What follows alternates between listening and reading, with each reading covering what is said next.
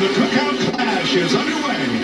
Yeah, basically what happened, those two teammates, they decided, hey, we both want to be in this race. Kyle Larson, pole sitter, chose the top, and William Byron let him in. You see that left front tire on the 24. Under these cold conditions, very easy to slide the left front tire under braking. You want to do it as little as possible because that tire will create a flat spot and it will find it every time you start braking. 1, 2, 3. Larson, Byron, Briscoe. Hamlin and Gibbs, teammates, fighting it out for the 4th spot. Yeah, we talked so much last year about the speed in that 54 car. Joe Gibbs racing in general, but Ty Gibbs has had a lot of speed as he's gone through the end of the year. Now just looking to get his season started off right, was in the LCQ last year, didn't make the race. Now in a great position to be a contender tonight. Now the 17 is Chris Buescher. He is the first Ford in this race.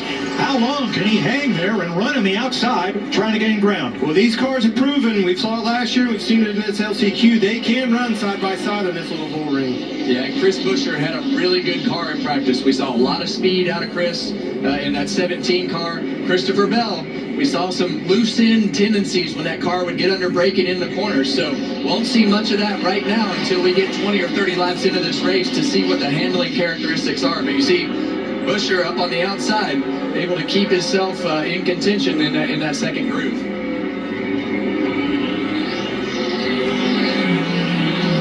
Moving on from Christopher Bell. And right now these guys are being patient.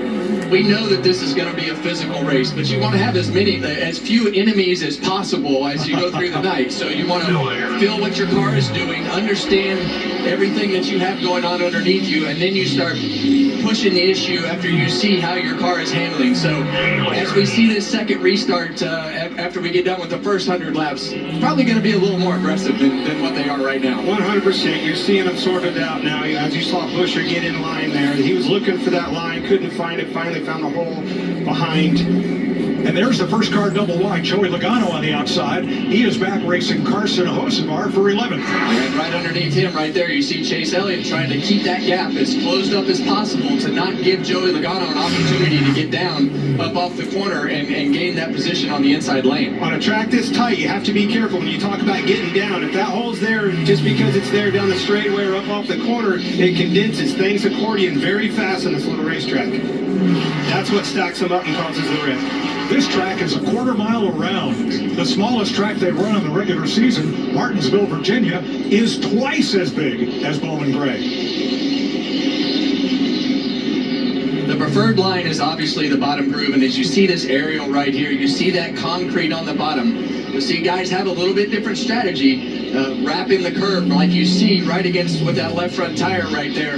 Or do you go up in the middle of the corner a little bit as the tires get older? You see Chase Elliott back there, kind of have a small diamond and get a straighter run up off the corner. So you got to take care of the tires and try to keep that car as straight as possible up off the corner. So we'll see what strategy works the best. And for some of these cars back here that we're watching right here, Bowman, these guys got to start getting in line and getting going, and they're trying to get some positions on because the leaders are going to be coming before you know it, and you'll get yourself mired back in a lap down. That's why it's always pressing on a track this small. And that's the key for these guys in the back, to be able to get that track position as fast as possible, because right now Kyle Larson is only a straightaway behind the last place car. So lap traffic will play a major role in this after we get 25 or 30 laps into it.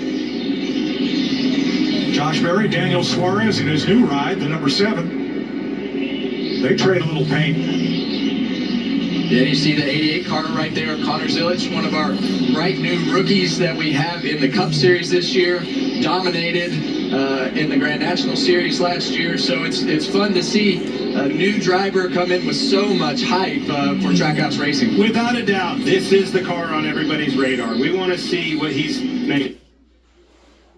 Of the 38 drivers that tried to qualify for this race, the 2 with new teams this year made the show. And there they are, Zilich.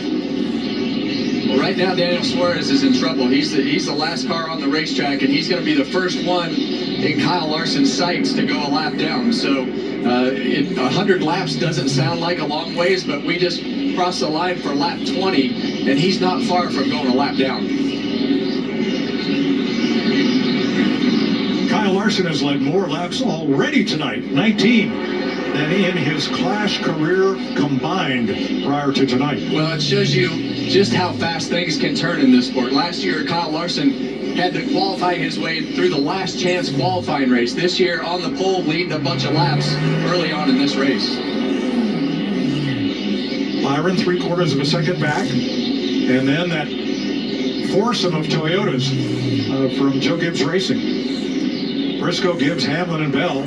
Bushers Ford, Wallace and Reddick from 23-11, and then Ross Chastain completes the top 10. Yeah, we have a new compound on the left side of these cars, and that's what you're going to hear us talk about. That has created some more of this fall off. And I think these guys all know that they need to take care of those rear tires to be able to keep their car going on the long run. So seeing everybody be pretty patient right now, but at some point that right rear tire is going to start to go off, and these cars are going to start to slide around. Clean and green through 24 laps at Bowman Gray Stadium in Winston-Salem, North Carolina. We're going to take you side by side.